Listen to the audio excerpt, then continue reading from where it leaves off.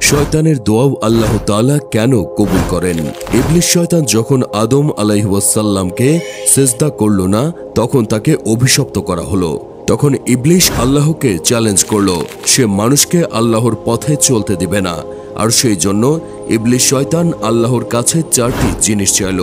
তার প্রথম আবেদন ছিল, আমাকে কিয়ামত পর্যন্ত জীবিত রাখুন। পবিত্র মাহে রমজানে আপনার ঘরকে আকর্ষণীয় করতে আয়াতুল কুরসির ক্যালিওগ্রাফিটি পাওয়া যাচ্ছে ম্যাট্রিক্স ইডিকর পেজে। বিস্তারিত ডিসক্রিপশন বক্সে দেওয়া আছে। তার দ্বিতীয় আবেদন, আমাকে কিয়ামত পর্যন্ত রিজিকের ব্যবস্থা করে দিন। আর তৃতীয় আবেদন, মানুষ যাতে তাদের দৃষ্টিশক্তি দিয়ে আমাকে দেখতে না পায়।